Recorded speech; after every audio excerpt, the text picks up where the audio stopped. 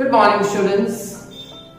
Today we have last lecture of our chapter number 7, System of Particles and Rotational Motion. उसमें हमने principal of inertia देखा था.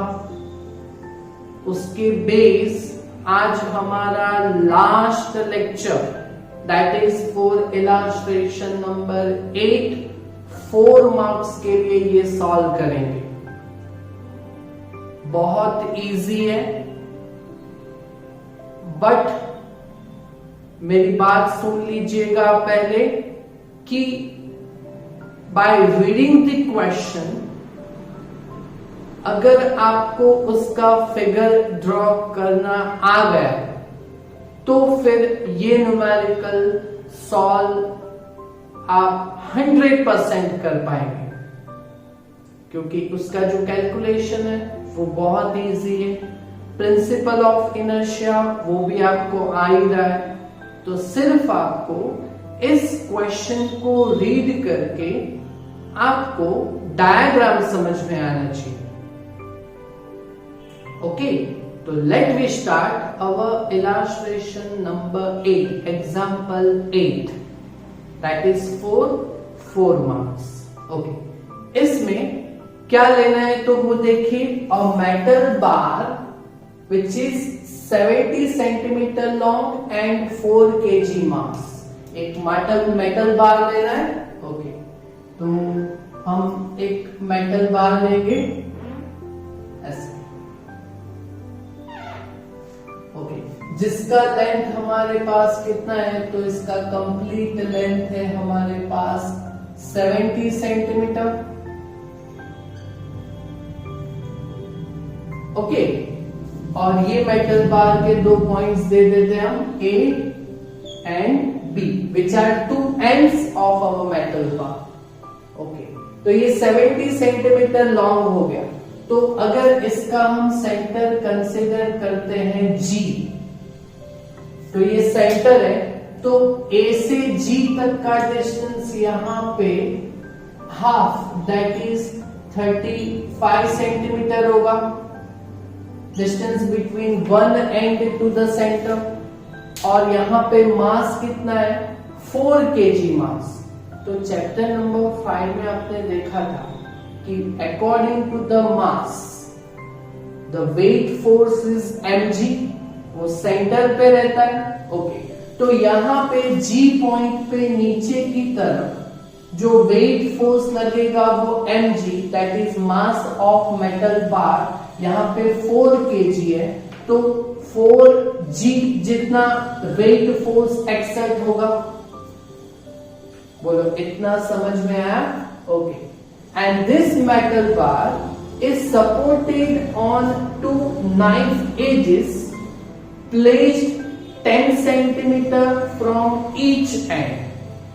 यहां पे क्या करना है हमें, तो 2 नाइफ एजेस है, तो वो 10 सेंटीमीटर पे रखना है फ्रॉम ईच एंड. तो नाइफ एजेस जिसका के वो जो सपोर्ट में आएगा. ओके, तो यहां से इस एंड ए से 10 सेंटीमीटर डिस्टेंस पे हम यहां पे एक नाइफ एज रखते हैं दैट इज K1.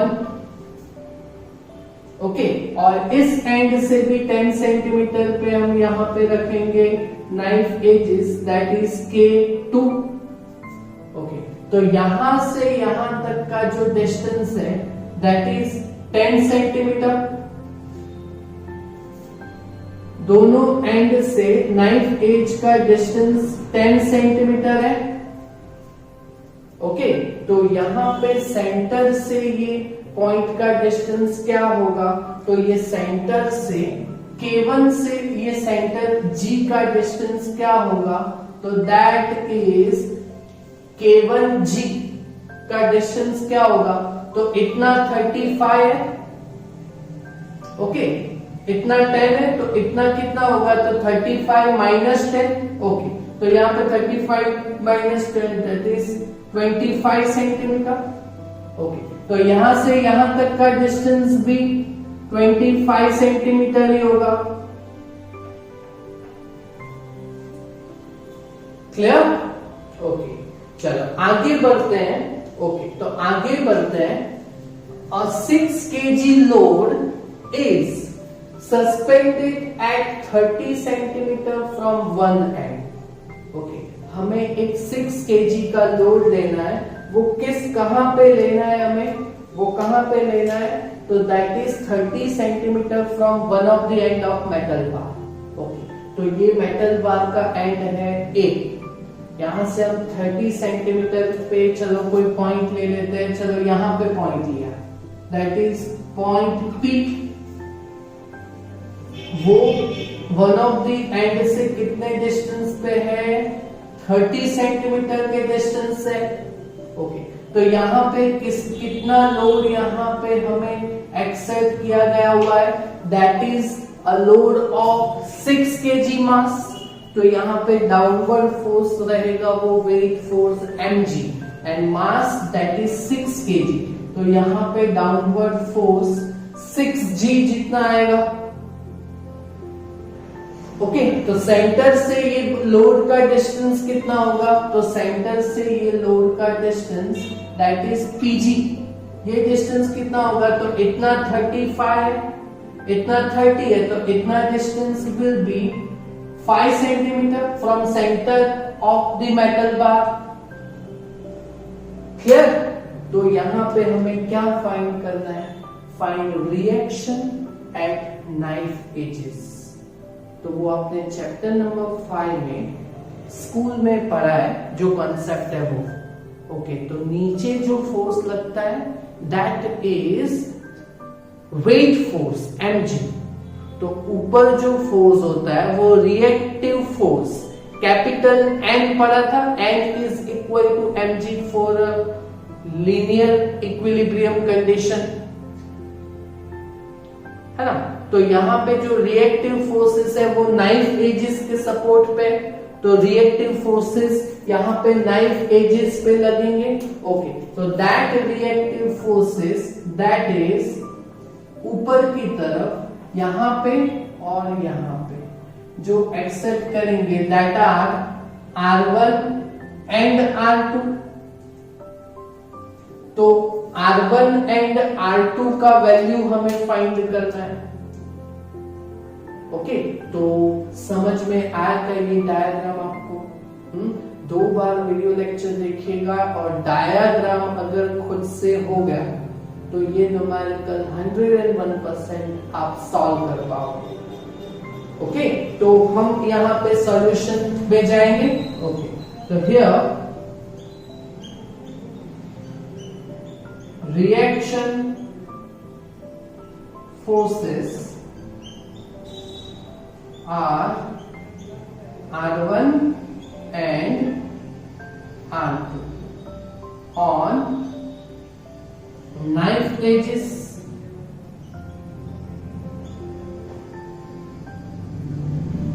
ओके। चलो हम यूज करेंगे पहले लीनियर इक्विलिब्रियम का कंडीशन। अच्छा, पार्टिकल चैप्टर नंबर 5 में पार्टिकल लीनियरली इक्विलिब्रियम में कब होता है? स्टेशनरी कब होता है? जब उसके ऊपर सभी फोर्स इक्वल हो। तो वो कॉन्सेप्ट यहां पे हम यूज करेंगे now for linear equilibrium.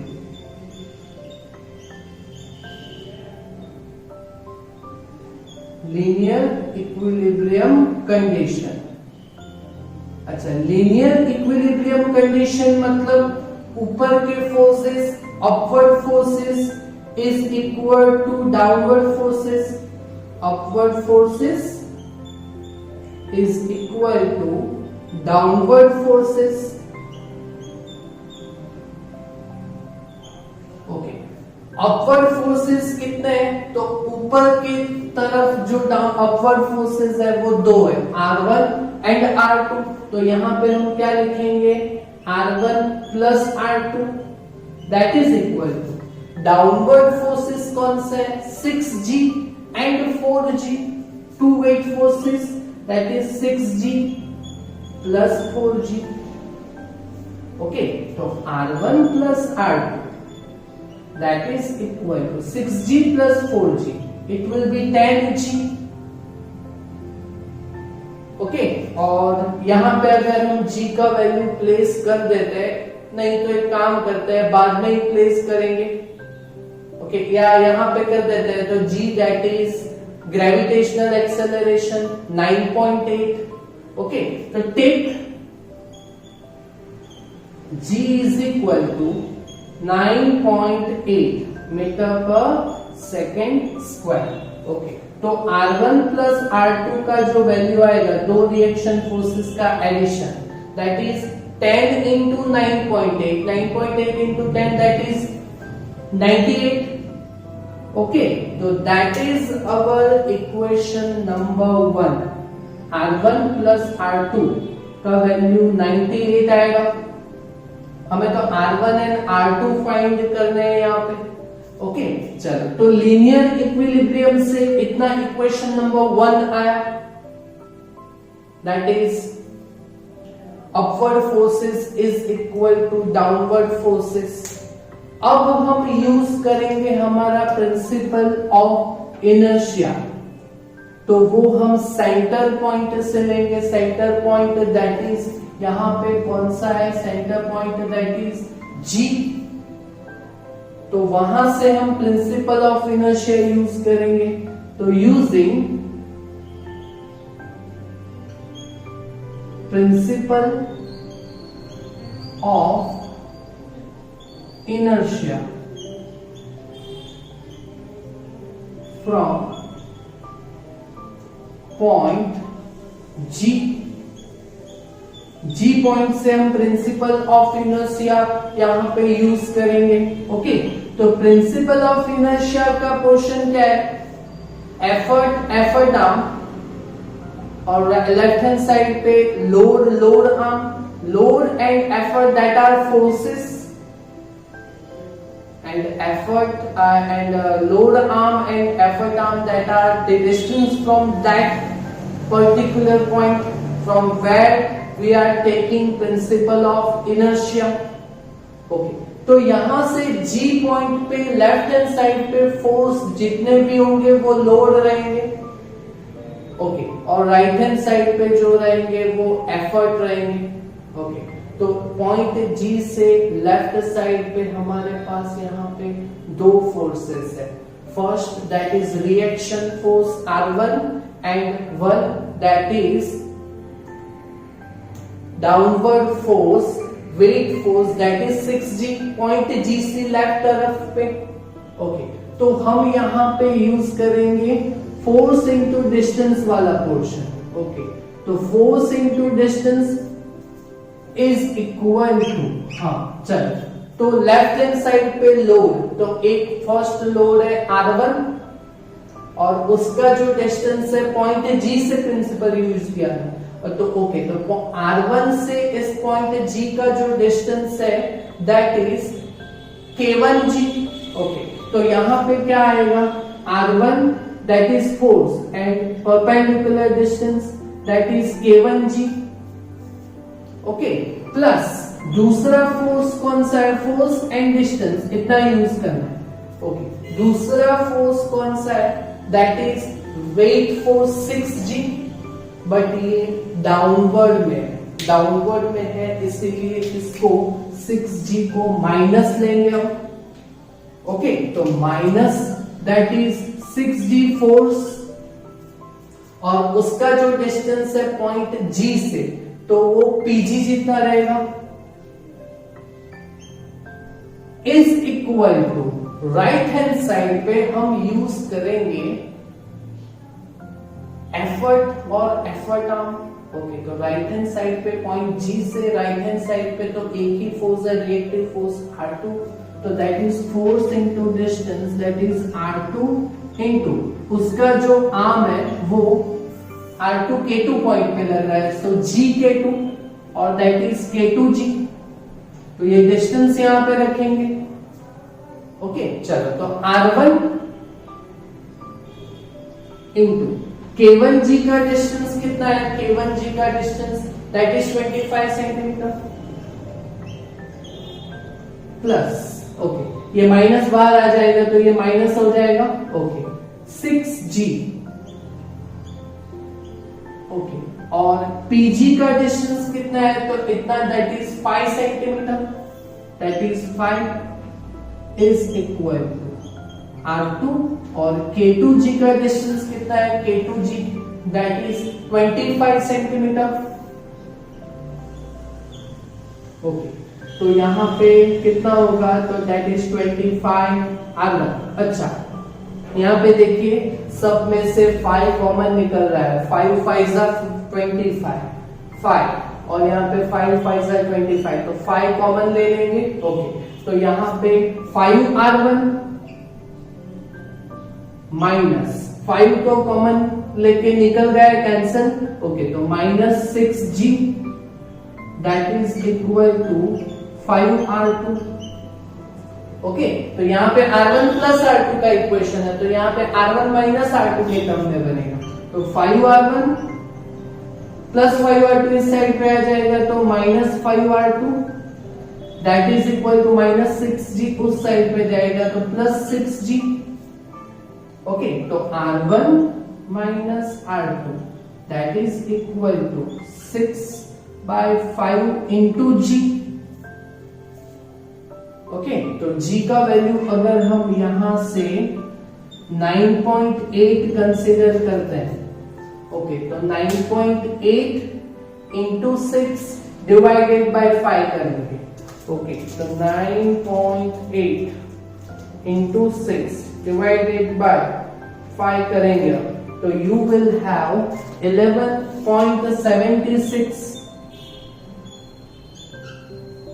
Okay, तो ये R1 माइनस R2 का इक्वेशन आया, that is our equation number 2, clear, okay, तो हमें यहाँ पे फाइंड करना है, बहुत इजी, मैथ्स फिजिक्स खत्म हो गया, अभी मैथ्स करेंगे, R1 एंड R2 का वैल्यू फाइंड करना है, तो दो इक्वेशंस है प्लस एंड माइनस में, ओके, तो पहले हम इक्वेशन 1 एंड 2 को यूजिंग में लेके हम एलिमिनेशन मेथड यूज करेंगे, तो यूजिंग इक्वेशन 1 एंड 2, ओके, तो R1 plus R2 that is equal to 98 and R1 minus R2 that is equal to 11.76, okay, तो एलिमिनेशन मेथड में ये R2 का वैल्यू कैंसिल हो जाएगा, तो R1 plus R1 that is 2R1 is equal to 98 plus 11.76 that may be 109.76, okay, तो R1 is equal to 109.76 divided by 2 करेंगे, okay, तो 109.76 डिवाइड बाय 2 अगर आप करोगे तो यू विल हैव 54.88 न्यूटन, और ये फोर्स फाइंड किया, दैट इज वाई ये रिएक्टिव फोर्स, तो ये इसका आंसर न्यूटन आएगा, क्लियर, तो यहां पे R1 फाइंड हो गया, ओके, और दूसरा R2 भी फाइंड करना है ना हमें, तो हम क्या करेंगे, इक्वेशन 1 में हम R1 का वैल्यू प्लेस कर देंगे, ओके, तो नाउ फ्रॉम इक्वेशन 1, ओके, तो इक्वेशन 1 में हम R1 का वैल्यू यूज करेंगे, तो R1 plus R2 that is 54.88 plus R2 that is equal to 98, R1 plus R1 की जगह पे 54.88 लिया, ओके, तो R2 is equal to 98 minus 54.88, then you will have R2 is equal to 98 minus 54.88 करेंगे, okay, then you will have 43.12 that is force, तो उसका unit भी आएगा न्यूटन। ओके, तो these are two reactions on knife edges, वही question था हमारे पास। तो ये जो दो रिएक्शंस है R1 एंड R2 है वो फाइंड आउट कर रही है। बहुत इजी न्यूमेरिकल है, बहुत इजी न्यूमेरिकल है। बस सिर्फ आपको क्या करना है, using the question, by reading the question, आपको ये डायग्राम कैसे करना है वो आपको समझ में आना चाहिए। कर लोगे खुद से? पक्का? Okay, so that is the end of our chapter number 7। तो नेक्स्ट टाइम हम जब स्टार्ट लेंगे तो वो अवर न्यू चैप्टर, वो कोई पार्ट 2 में से इंपॉर्टेंट चैप्टर को कंसिडर करेंगे। ओके, हो जाएगा इतना काम? इतना काम आप कंप्लीट कीजिएगा। Thank you very much.